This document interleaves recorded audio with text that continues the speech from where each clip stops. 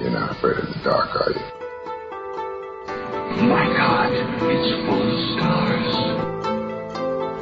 Quite an experience to live in fear, isn't it? You have to consider the possibility that God does not like you. He never wanted you. In all probability, he hates you. It's not the worst thing that can happen. It isn't. There is a greater darkness than the one we fight. It is the darkness of the soul that has lost its way. The war we fight is not against powers and principalities. It is against chaos and despair. Greater than the death of flesh is the death of hope. The death of dreams. Against this peril we can never surrender. The future is all around us, waiting in moments of transition to be born in moments of revelation.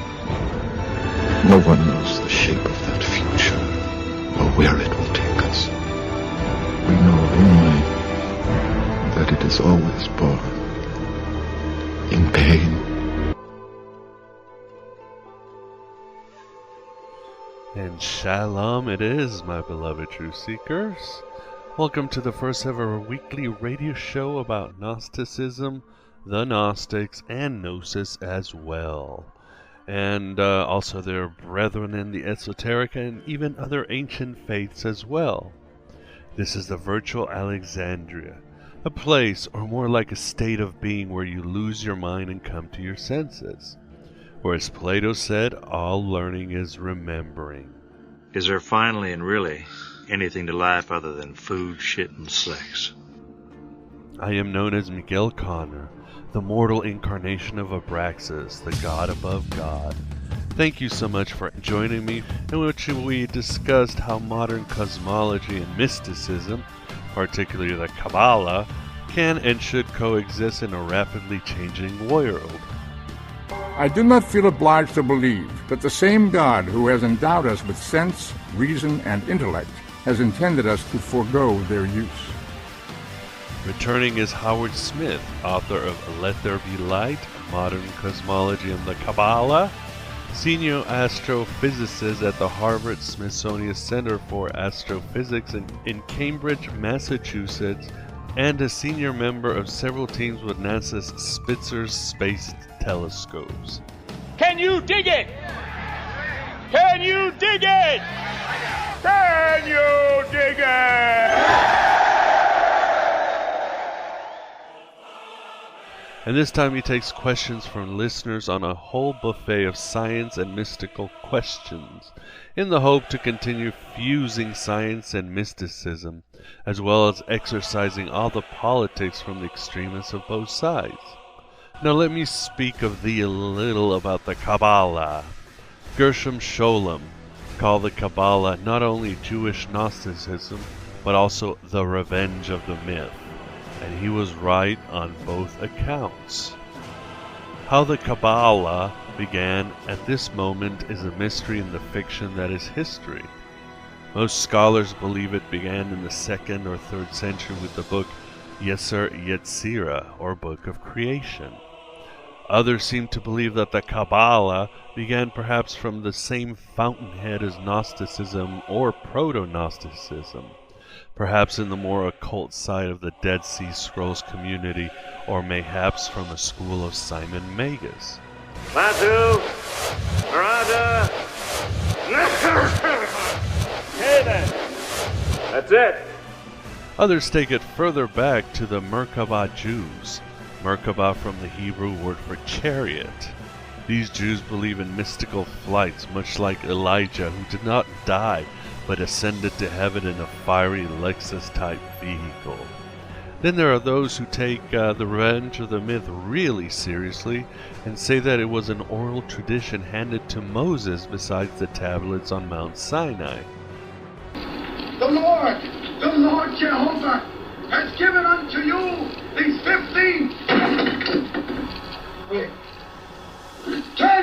10 commandments for all to obey. Or perhaps given to the Rambo-esque Joshua. Some even go back to Adam. And finally, some simply give up and say it started in the medieval era in such places as southern France, with the interaction of Jews and Cathars. So many theories, so little brain space in my mortal incarnation. Fat, drunk, and stupid is no way to go through life, son. What is important is that, like Gnosticism, the Kabbalah sees the divine as a process of emanations, potential hoods, sacrosanct parameters that fan out in a celestial harmony outside of time and space, until they hit that bump road called the material universe. Although there are many schools of thought of this Jewish mysticism, just like in Gnosticism, if there is a demiurge, it would be either the supernatural biology of God being unbalanced, or too close to the material world where it loses its acumen. I am the supreme being. I'm not entirely dim.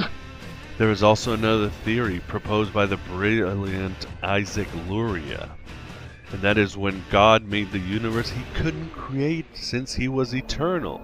So he actually had to inhale himself, limit himself, which is called the Zinzun in Hebrew, and spots of archonic evil appeared from some of the places he left before the creation process, which was like oil running down a vase. If I were creating a world, I wouldn't mess about with butterflies and daffodils. I would have started with lasers. 8 o'clock, day one. In any event, the central myth theme of the Kabbalah is the Adam Kadmon, or heavenly man, or the tree of light, the Escharin. It is also called a Sephiroth, but if you're going to Google to see what it looks like, don't use that word or you'll get the villain from Final Fantasy. Google Tree of Life or Kabbalah or something like that, and then hit images or check out the sites. What you will see is the 10 Sephira, or spheres, coupled by 22 interconnecting paths, 10 being the commandments or commands that God used to create the world, 22 being the Hebrew alphabet.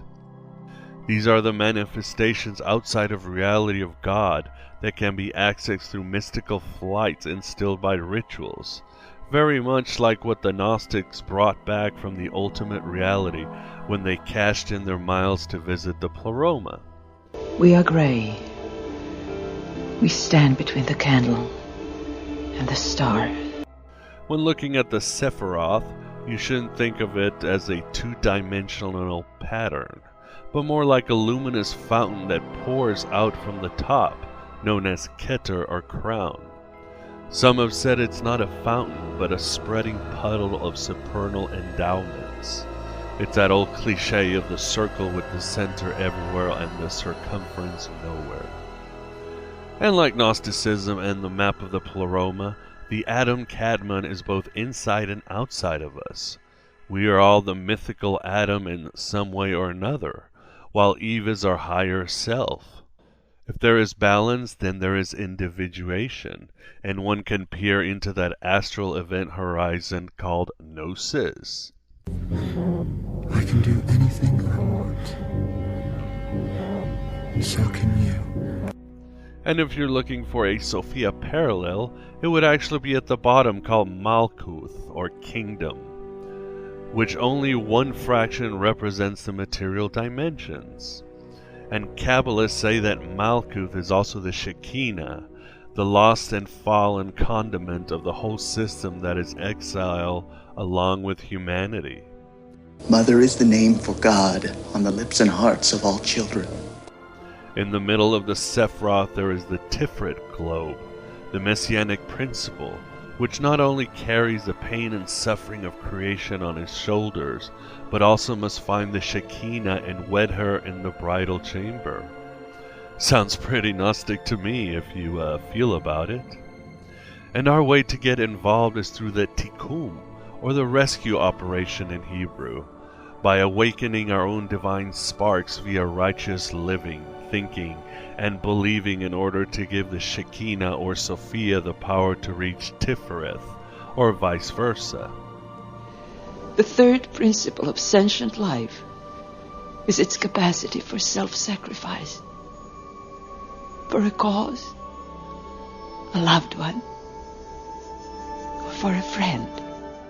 It's a lot more complicated than that, and there are various other theories.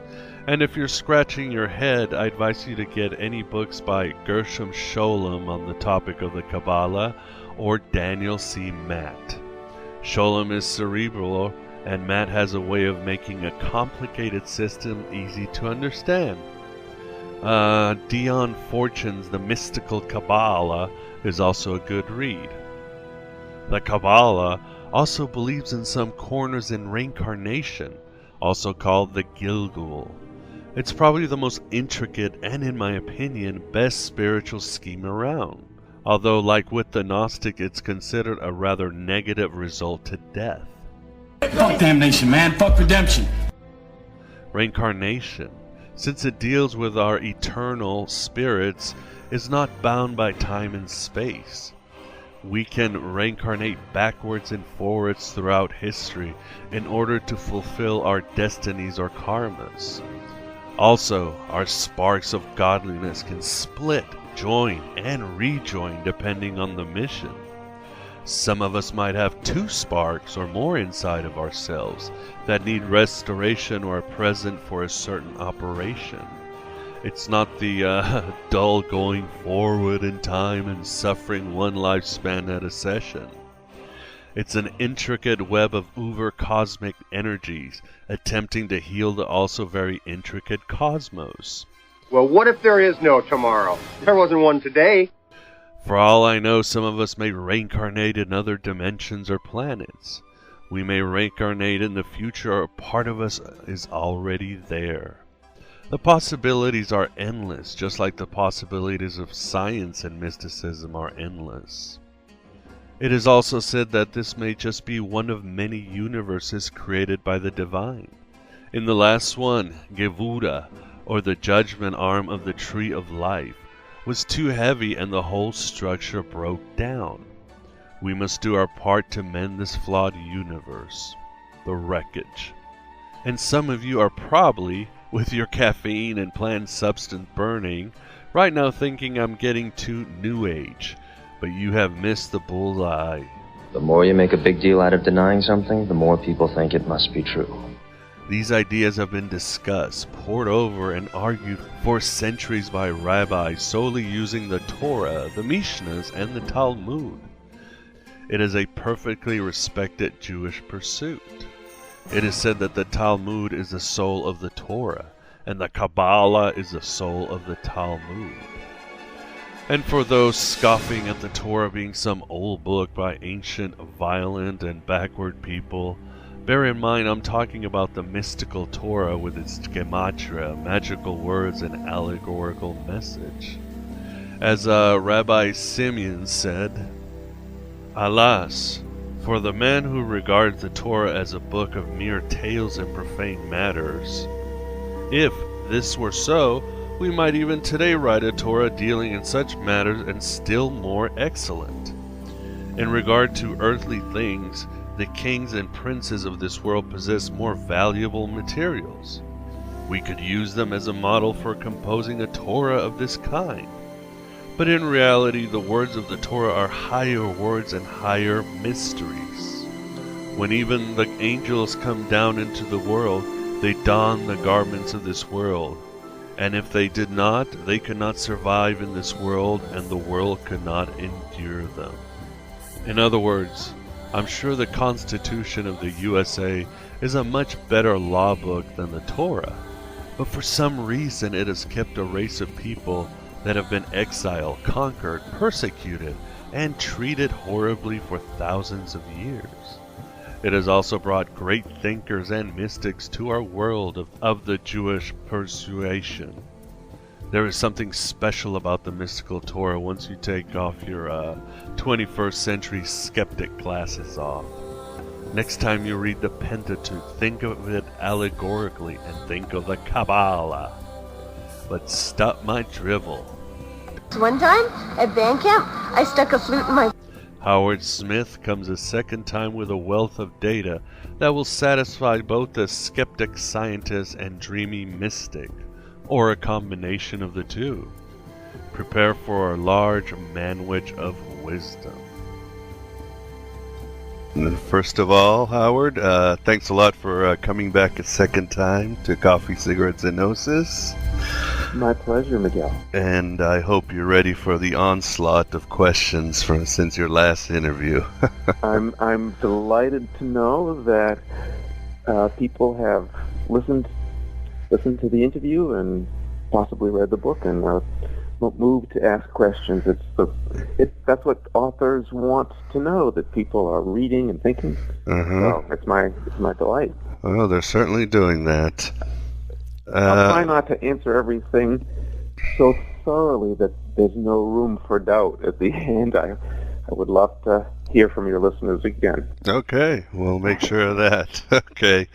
Well, of course, the main question, and this is, of course, a hot topic, a button anywhere you go, regardless, but how do you, as a scientist and a mystical Jew, view both the controversy of evolution versus intelligent design?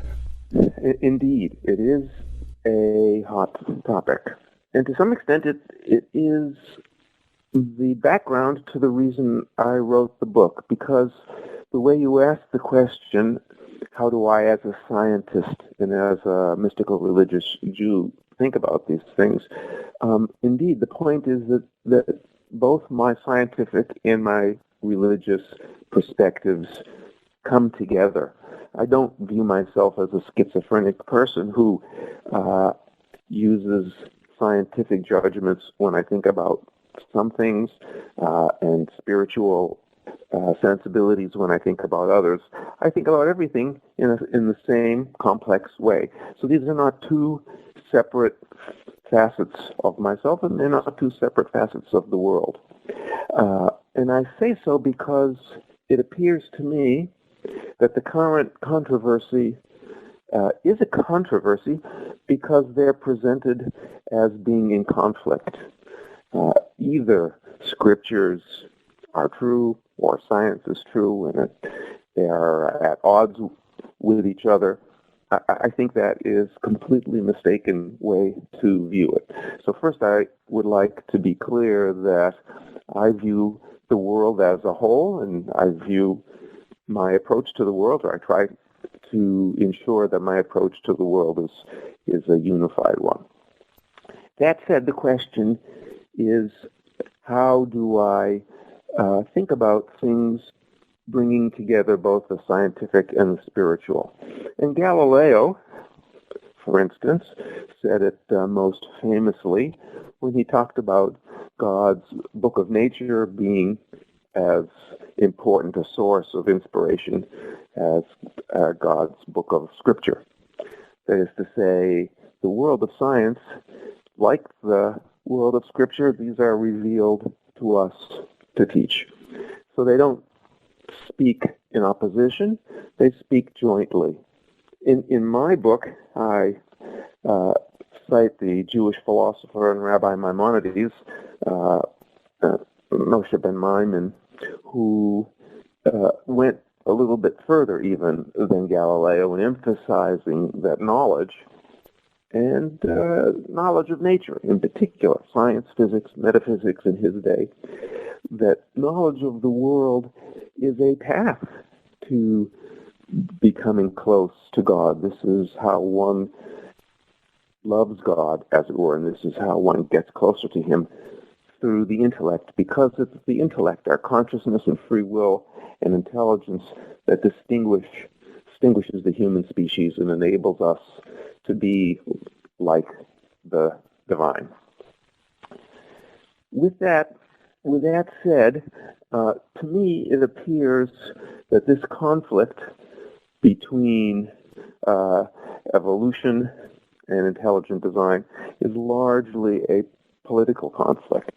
And I am sad that it has such a political overtone, but I think it's one of the reasons why it has become so bitter. I have had opportunities to talk with advocates of evolution and intelligent design. I've chatted with Michael Behe, for example. He's a lovely person, I greatly admire, and respect him. I take issue on his technical approach. He is the prime, or certainly one of the prime spokespeople for what he calls irreducible complexity.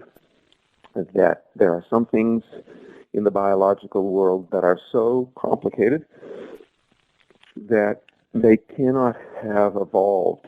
They must have been designed that way. And other technical ideas that your listeners might be familiar with, like emergence, the notion that in complex systems, new kinds of behaviors can emerge from systems in which previously such behavior didn't exist. An example for it might be intelligence. How does intelligence come from a mass of chemicals, which is what our bodies are? And so these that might emerge, and that emergence that is something that perhaps suggests the divine hand. So all of those are legitimate questions, scientific questions that intelligent design has raised. They've raised it in objection to what they think are, or what they perceive are failings in evolution. But those discussions have been taken over, or at least appropriated, let's say, by a political community that's anxious to ensure that schools teach certain things, that they don't teach other things, and that's where I think it has gone astray. Evolution, to me, first is, of course, I'm not a biologist, I'm a physicist, but evolution seems to me to be unquestionably accurate and wonderfully successful, to the extent that even some of the concepts in biological evolution have been examined in the context of broader way the universe might work. That is to say, successful systems propagating and multiplying, and unsuccessful ones sort of ending up as dead end. I admit I do not understand what motivates all of the political controversy. To me, we are all made from dust and ashes off of the aether. We're dirt. So to think that we evolved from earlier kinds of life, I don't see that as denigrating the value of the human being, or, for that matter, denigrating the way that God has chosen to make us.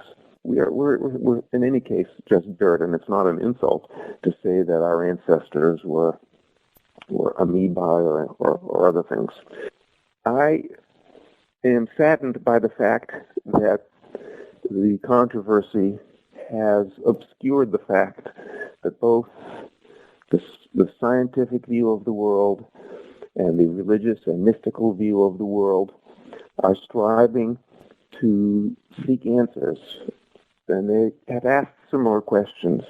We should be partners together in this search. And Howard, but do you see intelligent design as a scientific or more of a philosophical approach, like the God in the gaps kind of thing? Right. Intelligent design today, with a capital ID, is a philosophical movement that is trying to address what it perceives as missing links in the evolutionary theory. And so it's perfectly legitimate to address those. And that is as distinct from saying that there is a God who designed the universe with intelligence, the broadest religious perspective. I mean, in my book, I spend a considerable amount of time talking about the physical analog to intelligent design. It's called the anthropic principle.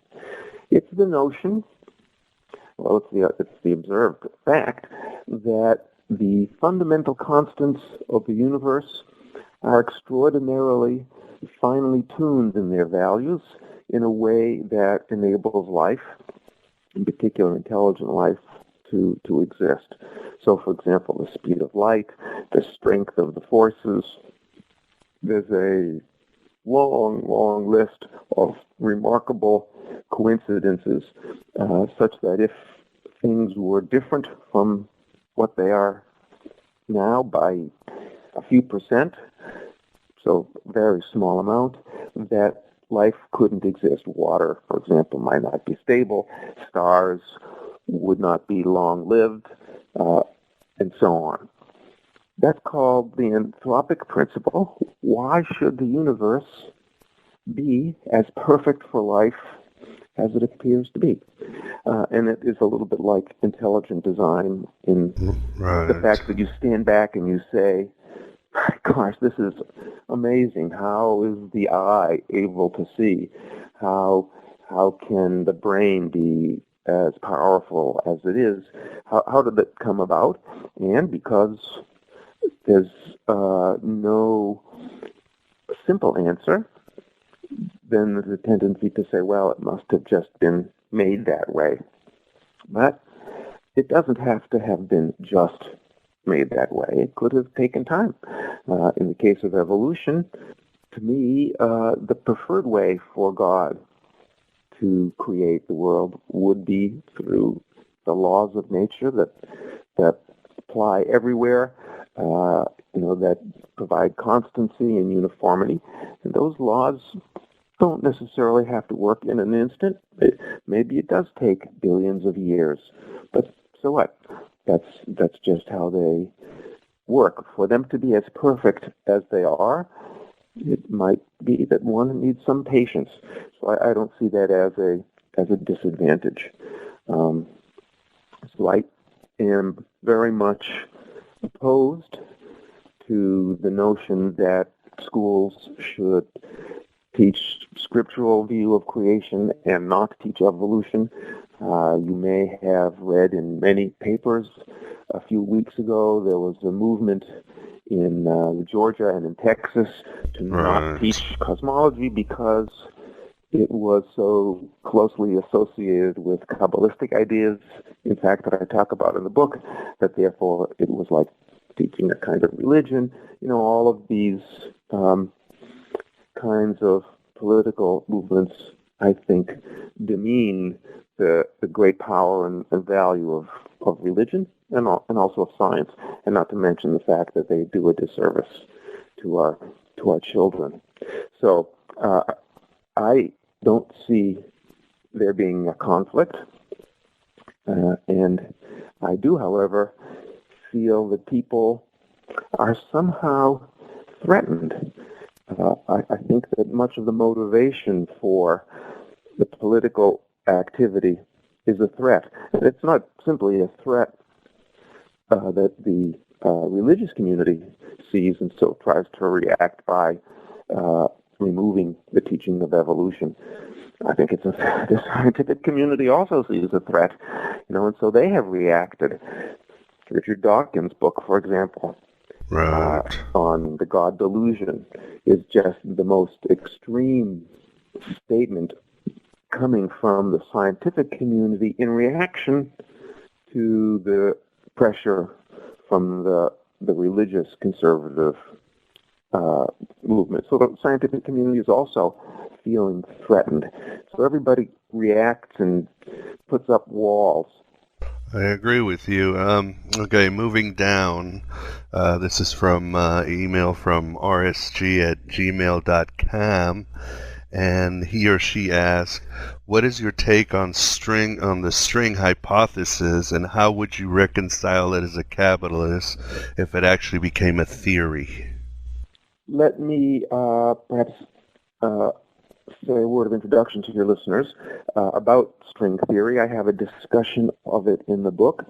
The notion is as follows, and string theory is a mathematical model of particle physics, and it asserts that particles that is to say, elementary particles, electrons, protons, and neutrons, and quarks, and so forth, that these particles are not little points with charge on them that spin around each other and make up atoms and so forth, but rather than being these point-like entities, that they are like strings, that is to say, one-dimensional kinds of entities that vibrate. And their properties are characterized by the way they vibrate, like, let's say, like a violin string. So that's why it's called string theory. Of course, why stop at one-dimensional violin strings that vibrate? One could imagine a two-dimensional membrane, like the top of a drum vibrating, or a three-dimensional balloon vibrating. Particles might have many dimensions, and in the mathematical theory, one can, in a straightforward way, investigate the properties of as many dimensional kinds of things as you want to give it a try. And it's been known for 80 years, since Einstein's general relativity, Klein and Kaluza and people who investigated fundamental physical theories noticed that if the universe had more than three spatial dimensions, again, not just a mathematical idea, if there was an extra parameter in the equations, it was much easier then to combine relativity with electromagnetic theory. So the notion that there might be some way to incorporate the idea of a dimension beyond the three spatial ones and the one time dimension we have, that's been around for a long time. But in the last 25 years, string theory, which is very complicated, has found many tremendously great successes in being able to explain what appears to be great puzzles now in both in particle physics and to some extent in cosmology too. The last point to connect it, and possibly what motivated your question, or the questioner, is that most popular current string theories postulate or use a 10-dimensional universe, 10 plus 1, one-time dimension. And by the way, the dimensions beyond the three that we're familiar with are not dimensions that are accessible to us. It's called they're compactified. That is to say that on the scale of particles, which are very tiny than the atomic nucleus, those dimensions kind of curl around each other like little loops and disappear. So there's not a 10-dimensional world out there for us, but for particles who have ways of vibrating, they have access to some of these dimensions. Well, the number 10 is, of course, a suggestive number. It is in the Kabbalah one of the magical numbers way it relates many things, the 10 Sefirot in particular, but there are 10 sayings that correspond, of course, to the 10 Sefirot. The 10 sayings that God uttered to create the world relates to the 10 commandments, the 10 plagues. 10 is a number that has great power. So perhaps the question is partly motivated by the fact that lots of people have said, well, a string theory with 10 plus 1 dimensions sounds an awful lot like the idea that the Kabbalah has 10 Sefirot. So is that true? My answer to the inquiry, which is how do I reconcile it, is as follows. I tried hard in my book to make it clear to people that we do not need to seek confirmation of our religious or spiritual belief from the scientific world, or vice versa. That is, my spiritual essence, my awareness, my spiritual life doesn't need an okay physical world. And what I encourage others to do is use my religious experience and my scientific awareness together to grow, to move myself forward in all ways, including spiritually.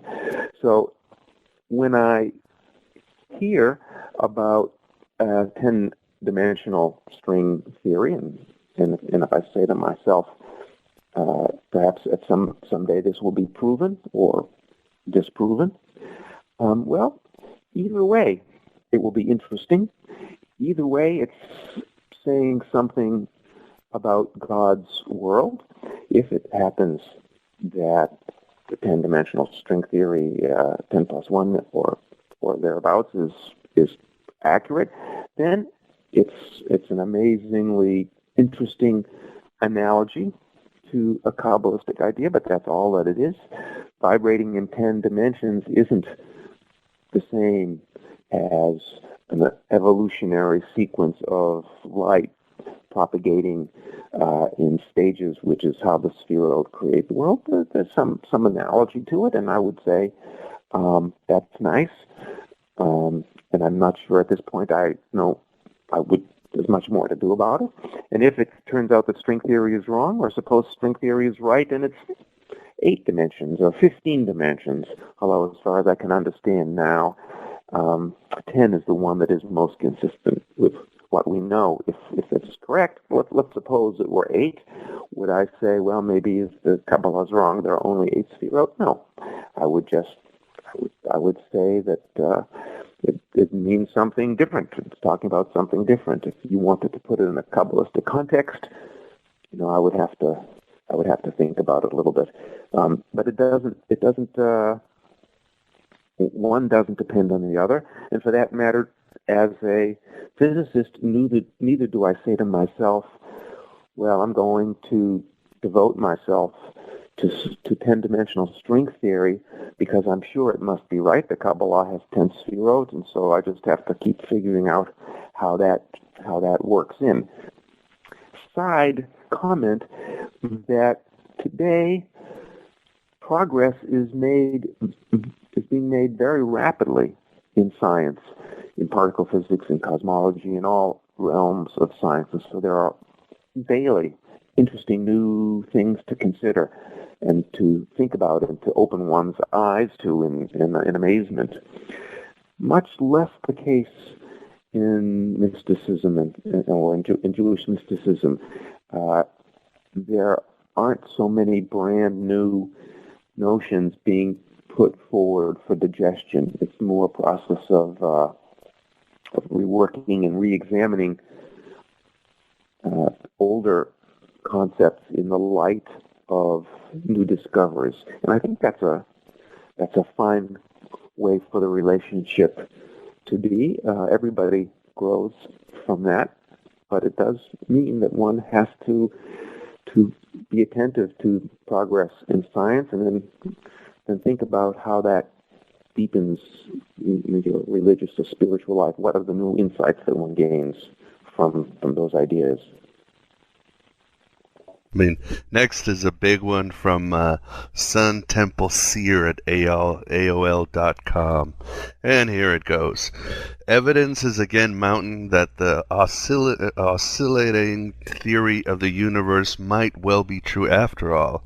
The discovery of dark matter, the fact neutrinos have mass, the discovery of the Hubble telescope that space contains dozens and perhaps hundreds of times more galaxies than previously supposed, seems, in my considered opinion, to supply more than enough mass to eventually slow down, halt, and reverse cosmic expansion, bringing everything back together in a singularity to begin a new bang.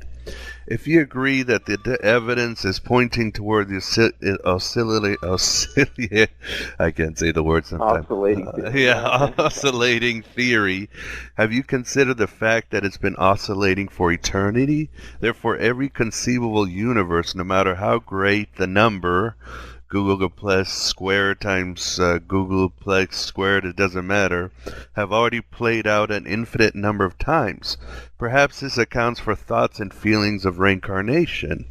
Have you any solid scientific reason to think anyone can know the fact that there's not something outside the universe, perhaps other universes? To me, it is clearly a question currently outside the realm of science and still in the realm of faith. Did you get all of that? It's a mouthful. It was a lot. It covers a lot. It's a very thoughtful question. So let me respond because I have some very specific answers. When I was a graduate student in physics, it was, of course, well known that the universe was expanding. That was discovered by Hubble and published in 1929, and that outward expansion of the universe was well known. And so then the question was asked, and it is an old question that Newton wondered about too. All of the matter in the universe exerts gravity. It tends to pull things together. If the universe is expanding outward, it must be that it is gradually slowing down because gravity pulls everything together. Just as if you are throwing a ball up in the air, it starts moving upward, but gravity gradually slows it down. And if you don't throw it too hard, or if gravity is strong enough, eventually that ball will stop and turn around and fall back down to the ground to you. And the same might be the case for the universe. Everything is moving outward.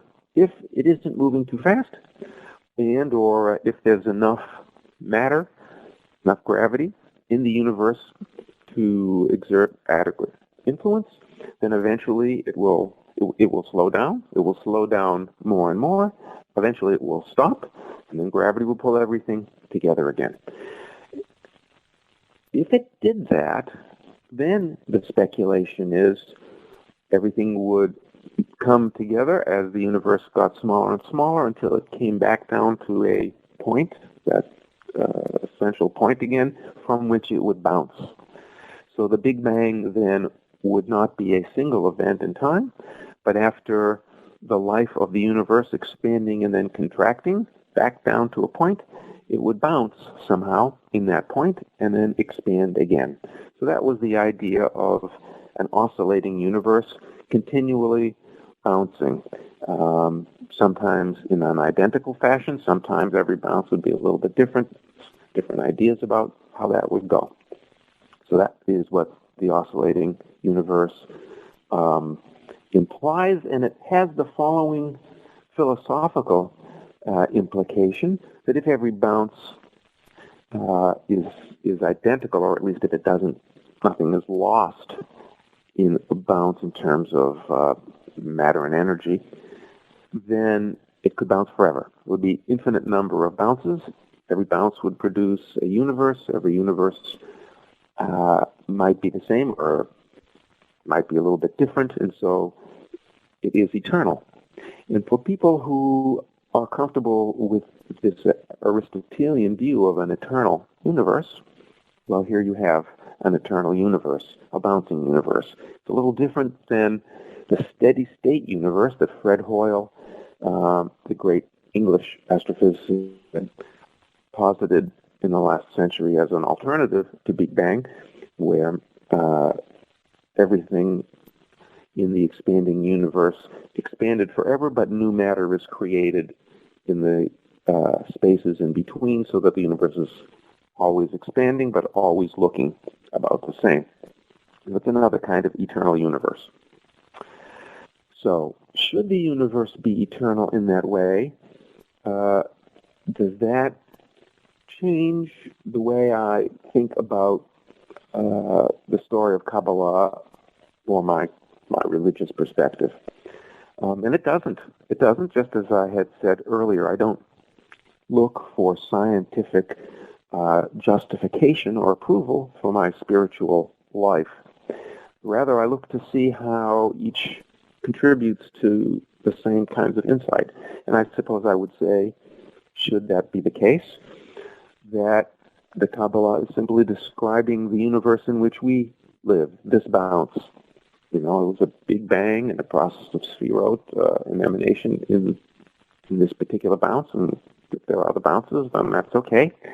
Both traditional Jewish theology and Jewish mysticism building on that, and Kabbalah as well, talk about the fact that there may have been, or that there were, universes before this universe, that God had several notions of creation, and this is just the one that has been the most successful, and those are always couched in moral terms. Originally, God may have created a universe only with a force of justice, very strict rules, and he saw that that was not a universe that could exist, could not survive and prosper.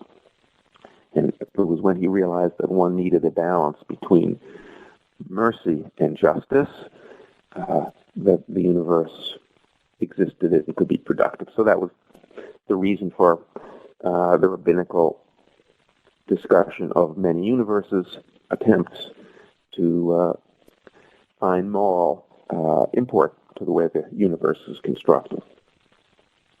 Now, it happens that I do disagree with your listener that the evidence suggests the universe is oscillating. If I recall the question, he or she points out many amazing new and still mysterious discoveries. Dark matter, the mass of neutrinos. These topics, by the way, I do discuss in the book, and I might just say to the listeners today that what these are all about are the observed fact that much of the matter in the universe is not visible. When we look out into the sky at night, we see these bright points of light, and of course those are stars, and we can see stars because they are nuclear furnaces burning hydrogen, emitting light, so it's easy to see them. But for matter that's not in such a state, matter that isn't so hot, you can't see it so easily. And astronomers have discovered, by looking not directly at the light emitted, but now looking somewhat indirectly at the way things move, the way galaxies move, for example, you can see their kind of galaxies move as though they were in a soup. Something with strong gravitational influence that nevertheless is not visible is affecting these motions. So that's the notion of dark matter, matter that's dark because it isn't luminous, but yet which is abundant. And in fact, the vast majority of matter in the universe is dark. Stars account for, only a few percent, so practically nothing of the matter, of the normal matter that we know about from other means besides their radiation. So yes, there's a lot more matter in the universe than we had imagined, but there is not enough to implement an oscillating theory. As a matter of fact, quite the opposite has become apparent in the last 10 years, and it is a striking example of the fact that science is more amazing. Nature is more amazing than we can even imagine. We try to imagine things we imagine based on what we know.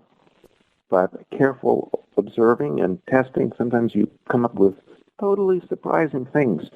And scientists who study supernova came up with the most remarkable discovery that the universe isn't simply expanding outward, but it is accelerating outward. That is to say, it's speeding up as it goes out, not slowing down.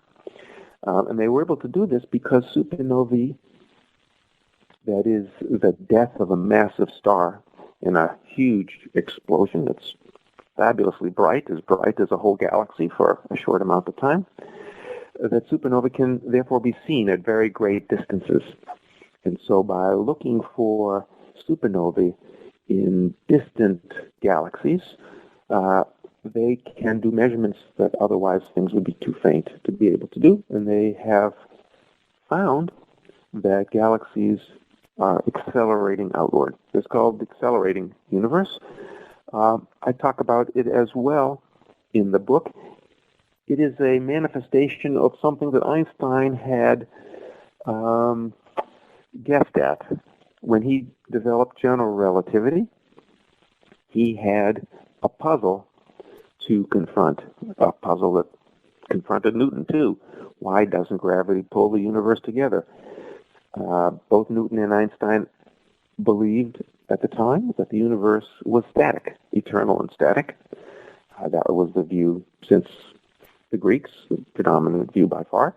And in order to maintain a static universe in a gravitational context, Einstein introduced a constant into his equation, the cosmological constant. It was perfectly mathematically legitimate to do so. And what that constant did was provide a balance, an outward pressure, so that gravity pulling inward and this constant pushing outward kept things stable. Right. Well, let's move along. Still have a lot of questions. This is from LLF at palmtreegarden.org. And he asks, what about the idea of the three veils of non-existence? I guess those are the three lights on top of the Sephiroth, Ein, Ein Sof, and Ein Sof Ur. That means any compatibility with anything in current astronomical theory. And he'd also like to know what you think of Rupert Sheldrake and his theories on redshift too. I'm not exactly sure what the reader is asking about. Ein Sof, for your general listeners, is a name for another name for God, for the God, the creative God, the Godhead, from which the Sphirot in the process of emanation comes about. Now, or Ein Sof, I'm not familiar with Ein Sof or, but maybe this means or Ein Sof, he or she. Or means light. Ein Sof means no limit, limitless, infinite. So that's the Godhead. And or Ein Sof, the light of this infinite reservoir, this inspirational font of being, is how the universe was created. The universe was created in Kabbalistic theory with what they call or light. Interestingly enough, that's of course also the modern cosmological picture, that the universe in its earliest stages was extraordinarily small, dense, and hot. And in that kind of an environment, it was impossible for matter to exist, because what heat means motion. Things are moving around at fantastic speeds.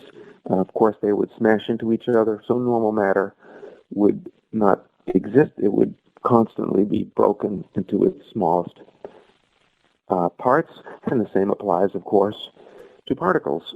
They would be smashed into their smallest parts, and in fact, in such an environment, even the fundamental forces would behave in a more unified way. So what exists in that stage is light. Light, of course, is a term that has a specific meaning. And I talk about this in the book. I think it's one of the interesting ways in which modern science can offer insight to Kabbalistic thinkers. When we talk about light, we tend to imagine it, and I believe that the Kabbalists likewise imagined it in exactly this way, namely electromagnetic radiation, the light of our day. But there are other kinds of radiation. Electromagnetic radiation is the production of the electromagnetic force. It is produced by charged particles that accelerate, and it is the mediator, as it were. It carries the electromagnetic force. Those particles are called photons. And so I suggest that the Or Ein Sof, the light of the divine that was used in the creation, is more than simply the electromagnetic light that we see with our eye. And of course, even that is a small part of the entire electromagnetic spectrum, which ranges from long radio wavelengths at one extreme, and the wavelength is the way we quantify the nature of the light, the size of its, the distance between the peaks in the wave, to gamma rays in the very shortest wavelengths. On the other extreme, and we only see visible light, which is a tiny part of the complete range. In fact, I sometimes use this analogy. If visible light were like the notes of a piano, and I use that analogy because music is also vibration, sound vibration, not electromagnetic. But if the wavelengths of the light that we see, visible light, were like the keyboard of a piano, then the electromagnetic spectrum that our instruments are able to detect from the radio to the gamma ray would be the size of a football field.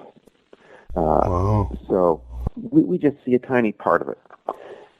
And I would say that the light of the Ein Sof, or Ein Sof, is really more than the light we see. It is the full electromagnetic spectrum. It is the spectrum of light from all of the forces, much richer kind of concept that science has to offer to it. Your listener asked about Sheldrake, and let me just say at the beginning that I'm not particularly familiar with his work, but I know about it a bit. It is, for your listeners who perhaps don't know who he is, as far as I know, he's a PhD, a biologist, a scientist, who has become very interested and involved in the notion of paraphysics, parapsychology, telepathy, paranormal kinds of activities, and has written about that kind of work and does research on it. So things that are sort of on the fringe of current scientific research. I would say to your listeners that it is important when there's a lot to learn that everybody agrees about, and a lot to digest and understand. And when I and when you start to think about things that are much more controversial, whatever their nature, you always be sure to wear a critical and thoughtful cap. Think hard about the reason that some things are perhaps more speculative. Although I am not so familiar with Sheldrake, I did spend a certain amount of time working with Uri Geller, working in the field, doing some work in paraphysics when I was younger, and I found it to be very unrewarding. There were certainly many instances of fraud that was discouraging. And in the other cases that I investigated myself, I just was never able to find any legitimate effect. It's not to say that those things don't happen, but they are certainly not demonstrated. So I would say then also the same thing, the kind of wearing your critical hat, applies when you look in the spiritual realm to people who are trying to push the boundaries and test new ideas or new concepts and see what they imply. And I think there's, especially in the Kabbalah, a large community of people who are trying to push the boundary and trying to take things to different places and trying to see what happens. You know, by and large, all of these kinds of experiments, whether in science or in religion, end up unsuccessful. Not to say that they're not worth doing, but they are not verified, or not rewarding, not connected. Now, occasionally, some things do work, and so the pursuit is certainly important. But for those of us who are not on the forefront, but we're sort of sitting here in the middle and trying to make sense out of life, we just need to be thoughtful and careful about the resources that we imagine are the places to ground ourselves and those that are a little more uncertain, a little more speculative.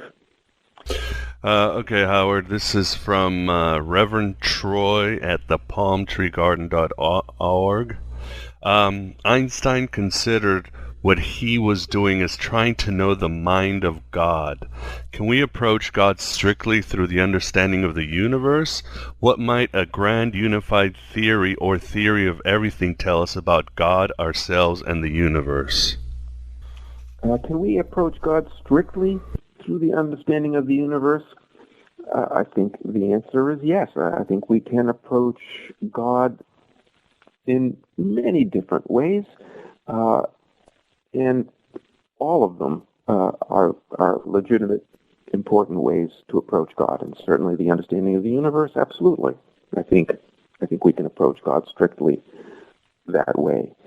But I think that a breadth of perspective is more interesting, more rewarding than a narrow one. And so I encourage people who are scientifically inclined and who approach God through nature to also open their mind to other ways of thinking about spirituality.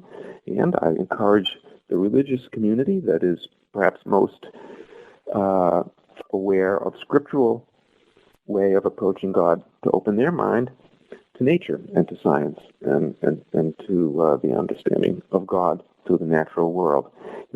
I cited Maimonides at the beginning of our talk. Maimonides really felt that the Bible tells us to love God and to know God and to get close to God. And how does one do that? Maimonides' feeling was that to truly unite with God, to get as close to God as you can, you have to use the gift that is uniquely human, the gift of intelligence. And so he strongly urged people to be attentive to the natural world, to study the natural world, to learn about it, because that is a tool to get particularly close to God. And so I echo that thought. He also asks, do vacuum fluctuations and other effects of uncertainty reveal to us a different aspect of God? Well, the answer is yes. Everything reveals to us an aspect of God. Whatever the universe has to say teaches us something about God. So I might rephrase the question: what do we learn about the nature of God from the fact that the vacuum, we know, isn't an empty, quiescent nothingness, but in quantum mechanics is filled with activity. And furthermore, that there are uncertainties, probabilities, that the universe seems to be built considerably on statistical processes. So what do we learn about God from that? I think there's quite a lot that we wouldn't have imagined about the nature of God 100 years ago. That must be the case now that we have learned that the world is this way. The first thing I would say, is we learn that God works through contingency, that things don't have to be the way they are. They could be otherwise. So this is very important. It might mean that contingency is a sign that God's will is always active and that it's always maintaining and sustaining things. It might not mean that. It might mean that contingency is itself a part of the natural order, statistics and uncertainty, and that God has chosen to create the world through these quantum processes for the purpose of giving us a gift. And the normal or one conventional way of thinking about this gift is the gift of free will and consciousness, that in a world which is completely coherent and predictable and ordered, the world of Din, the universe that maybe was the first universe God tried and it didn't work. In such a universe, perhaps there is no free will. I speculate a little bit about that in the book. If you really think that every effect is due to a cause, then each cause in turn is from an earlier cause, and no matter how complex an organism or a system, there's always something preceding it, so that the universe is like a great mechanism that's set into motion, and everything is predictable from then on. What contingency, uncertainty, quantum fluctuations, all of these things introduce, and to some extent chaos and complexity are part of that. They introduce the fact that it needn't be completely predictable or not necessarily calculated, that it can be predicted, that there is opportunity for free will, that your actions are not determined by what happened a few moments ago, but that you are able to make an independent choice.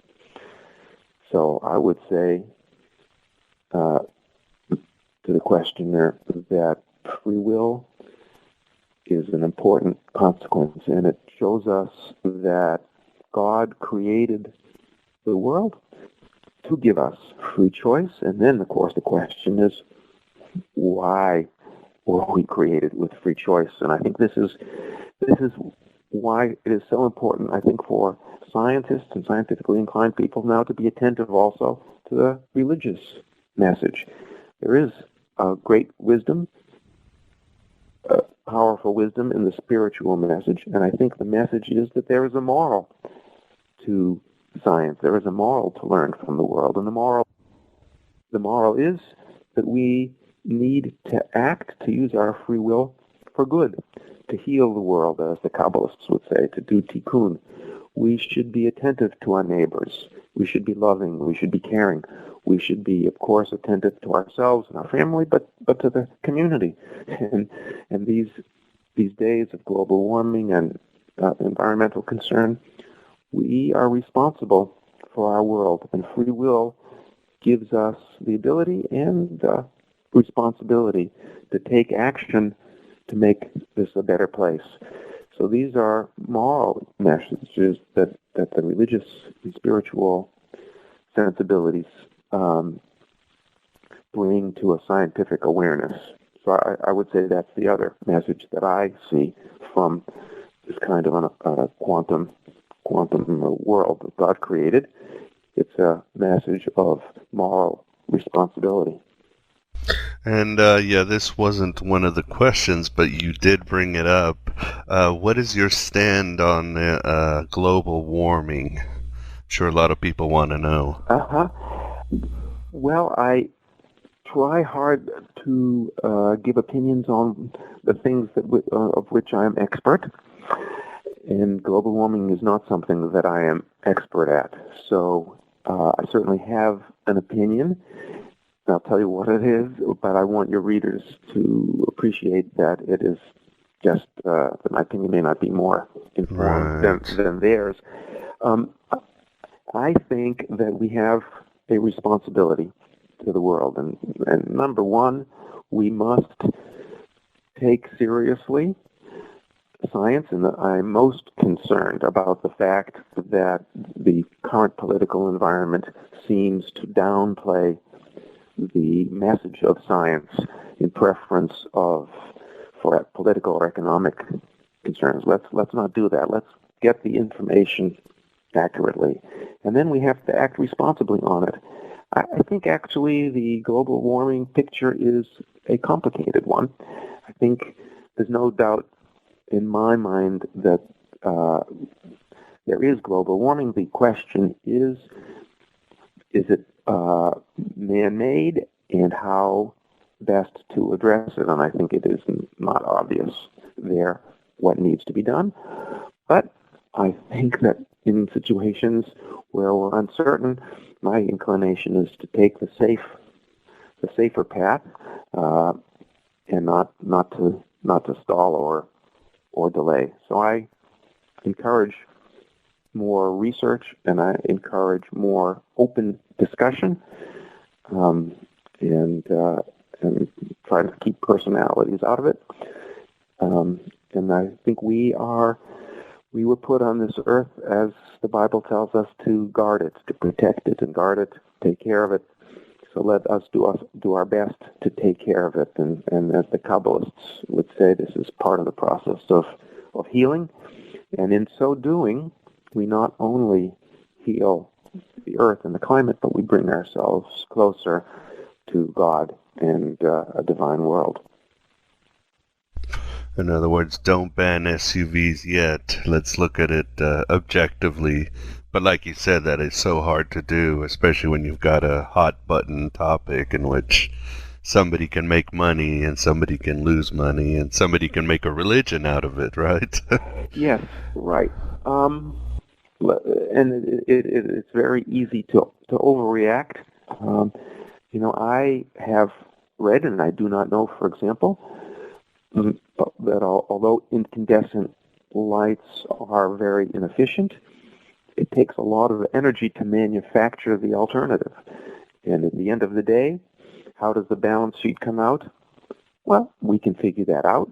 Let's support the kind of thinking that needs to do it and not jump to conclusions. So I think that there are pros and cons, but it's nothing to deny. We shouldn't be hiding our head in the sand. And I certainly think also that the U.S. is a leader, and we should lead by example as well as by, our financial strength. We should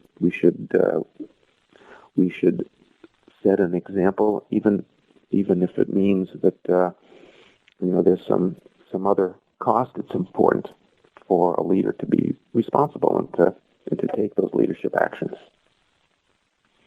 Well, I think that should do it, Howard. Thanks a lot for coming to Coffee, Cigarettes, and Gnosis, and hopefully we can have you back for a third round of questions. Thank you, Miguel. I always enjoy it. Oh, well, glad to have you here. You always have a home at this show. Anyway, thanks again, and we will talk soon. Thank you. And there you have it, my beloved truth seekers. Howard Smith getting us a little bit closer to some harmony in this world being constantly divided by the archons. I sincerely hope you're a little bit closer in understanding the Kabbalah and or Jewish mysticism. Don't forget the revenge of the myth. I am Abraxas, broadcasting from the virtual Alexandria. The road has ended, the song is over, thought I'd have something more to say. But don't cultivate any troubles, my beloved truth seekers.